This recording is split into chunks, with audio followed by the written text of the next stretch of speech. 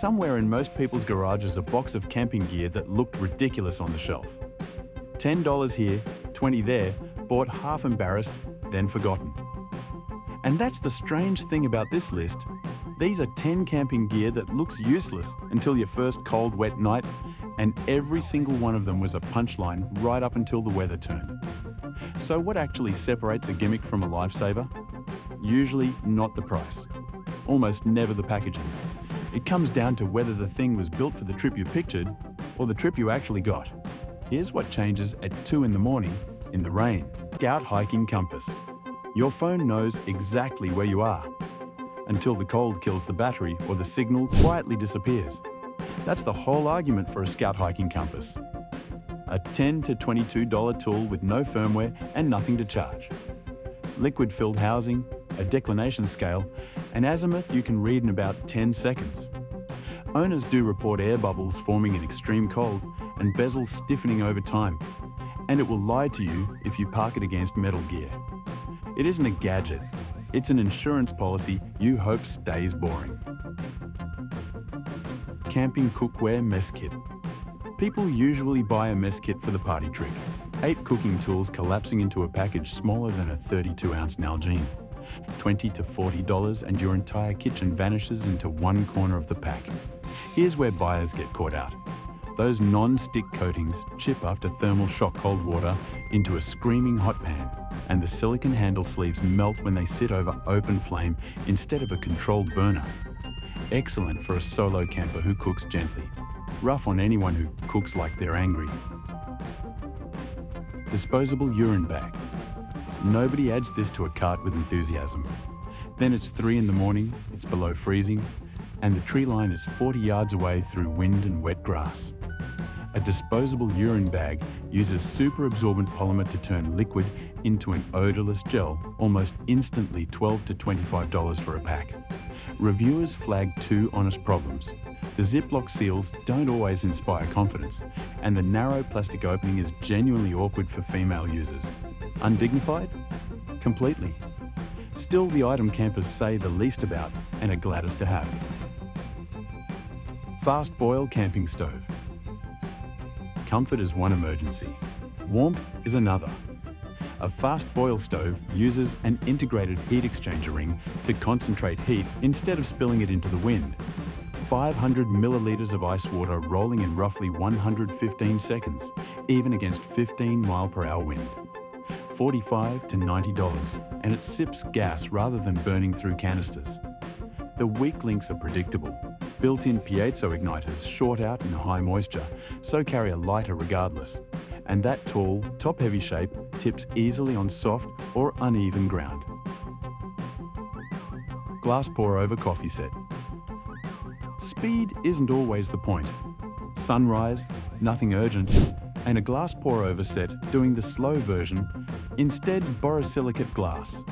A reusable stainless micromesh filter, no paper waste, and none of the bean oil stripped out. $25 to $50. But the complaints are fair ones. Glass cracks when it's packed loose in a camp tote, and the drip cycle sheds heat fast in cold, outdoor air. Perfect for car campers with padded storage and patience. A bad idea for anyone who packs by throwing. Insulated food jar. Which raises a question nobody asks until they're already cold. How do you keep food hot when there's no fire at all? An insulated food jar, $18 to $35, double-walled, 12 hours hot, 24 cold, and no condensation sweating through your pack. Steaming chili at a summit hours after you left camp. The quirk is pure physics. Trapped vapor creates a vacuum, and that inner lid can become almost impossible to unscrew. Pull the rubber gasket out to dry too, or mold sets up where you can't see it. Rechargeable camping. Fan cold isn't the only thing that ruins a night. Try an 85-degree tent with zero moving air. A rechargeable camping fan, $30 to $60, runs brushless airflow with a built-in LED lantern and USB-C reverse charging, so it doubles as a power bank. Now the marketing gap. that advertised 24-hour runtime collapses to 3 or 4 hours at max speed with the light on. Reported real-world use lands nearer 10 hours at sensible settings. It's also heavy enough to sag thin tent mesh, so hang it from something structural. Portable propane camping grill. Then there's the gear bought for joy rather than survival.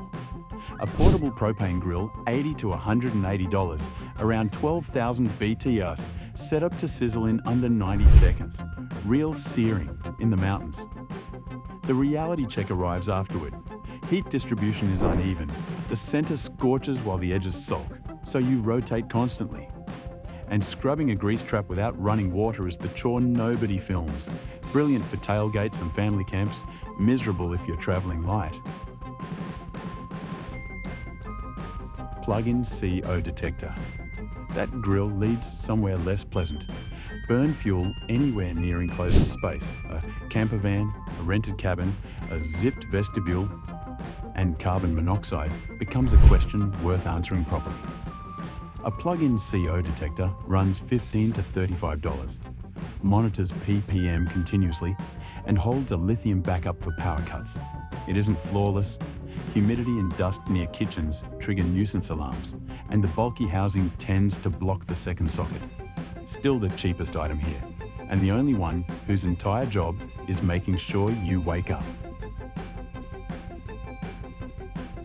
Portable camping sink. Which brings us back to that grease trap. A portable camping sink, $70 to $130, delivers hands-free running water through a foot pump. No power, no hookup.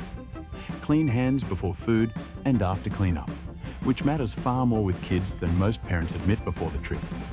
The trade-offs are physical. Rubber foot pumps crack after sun exposure, so store it shaded and it devours trunk space. Pointless for a solo weekend. Close to essential for a family running 5 days off-grid. Outro. So why does all of this look useless in daylight? Because we shop for the trip we imagine, not the one that happens. None of it earns its keep on a warm, dry evening. The compass, the fan, the little detector blinking in a socket, they're all bought against a version of the night that hasn't arrived yet. Every experienced camper owns something they felt slightly silly paying for, and every one of them can name the exact night it stopped being silly. What's yours? Drop it in the comments someone reading this is about to have that night, because good gear isn't what impresses you in the store. It's what you're grateful for at 3 in the morning. If that was useful, a like and a subscribe helps it reach the next person still packing light.